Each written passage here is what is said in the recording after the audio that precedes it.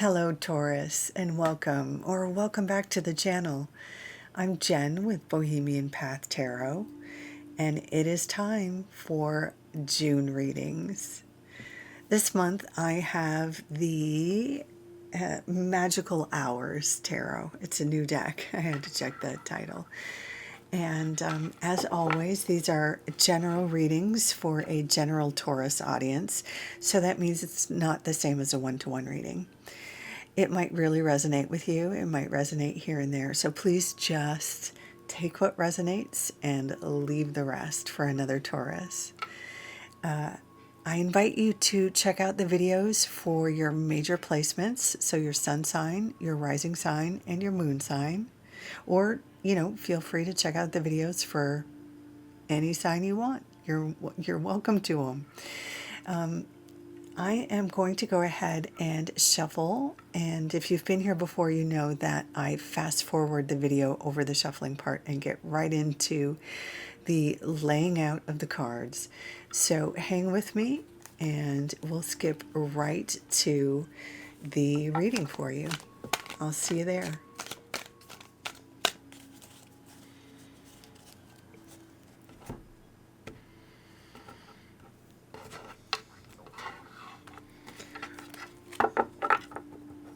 Okay, Taurus, let's see what we've got. 8 of Swords, 10 of Cups, the Chariot, the Lovers, the 3 of Cups, and the Hanged Man.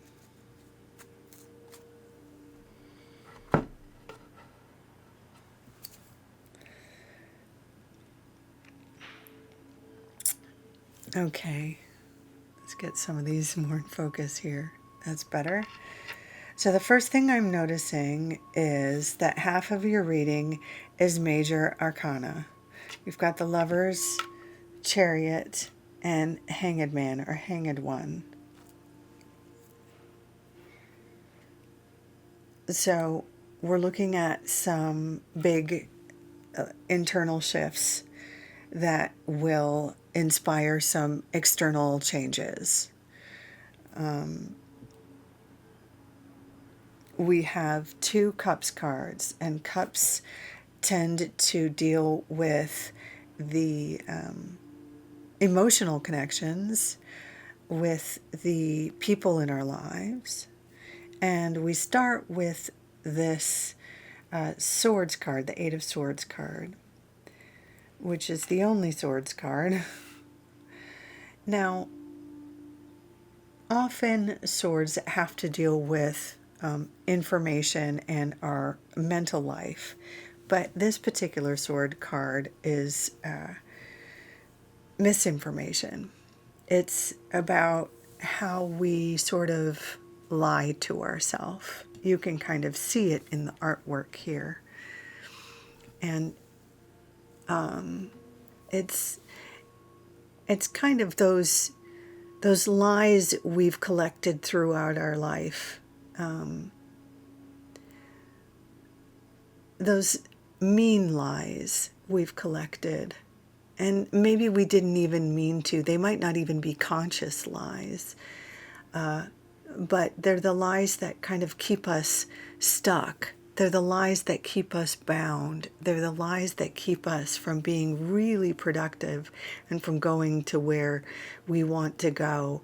Maybe keep us from the relationships we want to have, or from the career we want to have. Or you can see in the artwork, and this is typical of the 8 of Swords, there's usually a central character who is bound, sometimes loosely, surrounded by swords.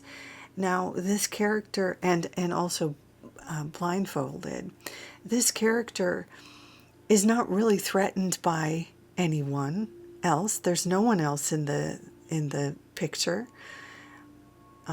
This character could leave, could walk away, could release herself from these ties, but she doesn't. The inherent advice in this card is to is really to stop being so hard on yourself. And even if you don't think of yourself as someone who is especially hard on themselves, there is, with this particular reading, there is some area of your life in which you are not being fair to yourself or truthful, or in some way you're holding yourself down or holding yourself back. So let's look at some of these other cards and see where you are being asked to release yourself from this sort of bondage, or from this sort of self-trap or self-sabotage, because there's so much beauty that's waiting for you when you let go of this sort of this lie that's holding you back. Now we have the Lovers. This Eight of Swords is paired here with the Lovers card, which is about choices typically in relationships. We always think the Lovers is about, oh, I'm going to get a new lover, or my relationship is going to improve or to go to the next level. And that can be, but ultimately and originally, the Lovers card was about choices we make in relationships, who we choose to be with and why, and how that, it's the funniest thing about this camera is that sometimes the camera refuses to focus on the thing that's right in front of it. And I think there's some sort of ultimate truth in there. I can't find out what it is. But so with the Lovers, there is a thing about choices. In the very original, one of the earliest versions, even before the Rider-Waite-Smith version of the tarot deck that we inherited, there was an earlier version that depicted a central character that was choosing between two different kind of potential lovers, a smart one and one famed for her beauty. And so sometimes the Lovers is about who you choose to be with, and how that can frame your partnership, and how that can affect who you are as a person. So there's a piece about the choices we make in our relationships, and how that changes how we evolve, or can affect how we evolve, or how we see ourselves, how we understand ourselves affects our choices. What we believe we deserve might affect what options we think we have even. So maybe for some Taurians, what we believe we deserve is affecting what options or choices we think we have. That could be true for some Taurians. Maybe there's a poverty mindset when it comes to options. And this doesn't just have to be in romantic relationships. This can be in business relationships. This can be in friendships. This could even be in relationships with our own family members. Maybe some of these ideas we're holding of ourselves could be from our childhood, maybe something we learned from a family member that is not true and never was true, that is affecting our relationships or our ideas of what is available to us now, but was never ever an accurate reflection of who we are or what was available to us.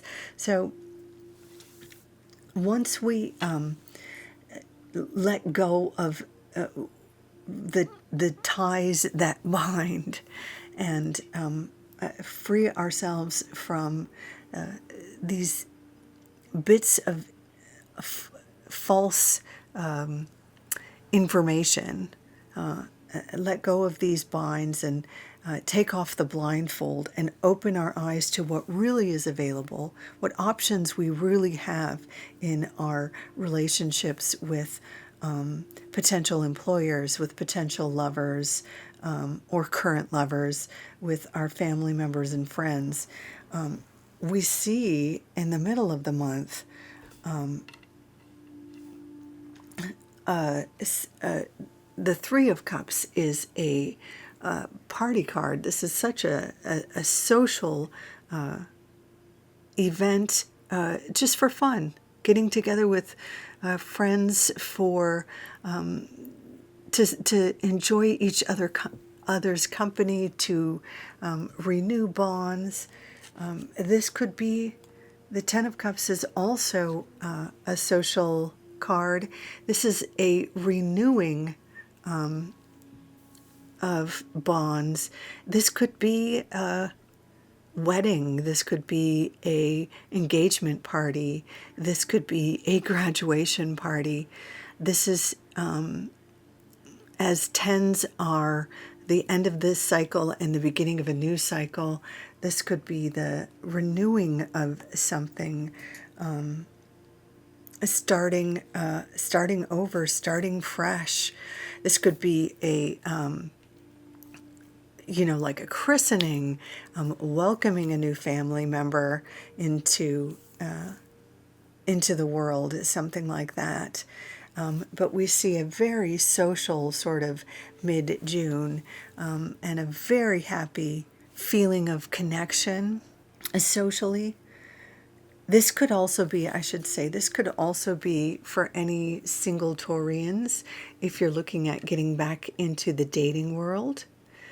This could be getting back on dating apps and enjoying some dates. This does not necessarily indicate a time of finding like the one. This is enjoying a few different options and meeting different people, which can be fun in that way. So there's that, putting that out there. And then in the final column we have here, we have the Chariot, which is a time of victory, a time of progress and forward motion. So now we don't have cards here to suggest in what area this might be. This could be more forward motion or progress with regard to relationships, but it could also be if you're looking for career progress or progress with regard to finances or something. This could also be progress in that area. We just don't have the cards to say one way or the other. It's a general card of progress and quick movement, like it's a green light and a quick move forward. Paired with that is the Hanged Man, or I preferred to say the Hanged One, because we have, I just do, without getting into the politics of it.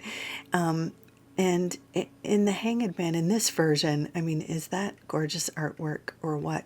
Look at how comfortable she is, or they are, being upside down. She's just having a cup of tea hanging out there. She is not bothered at all to be turned upside down. And the thing is, the Hanged One is all about getting a new perspective and being flexible.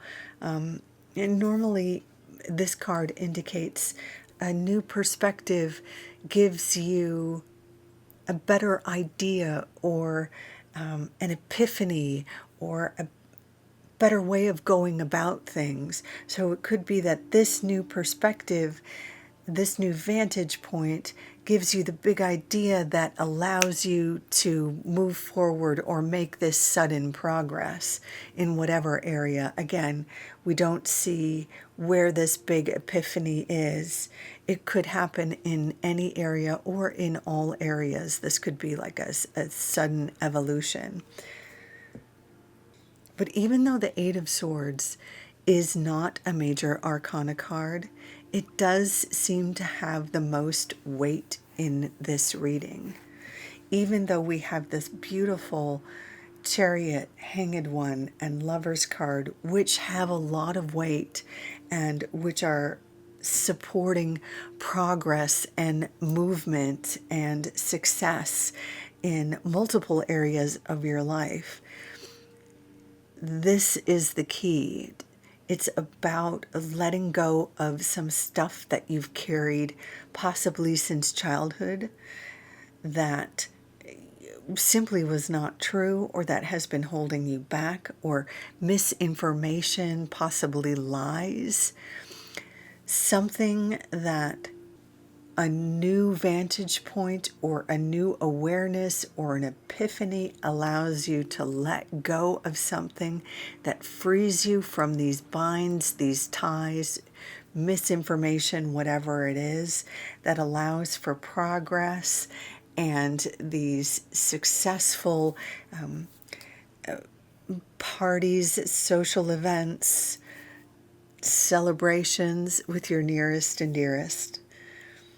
Old friends, or possibly new friends, new lovers, as the case may be. Take it as it resonates for you, Taurus.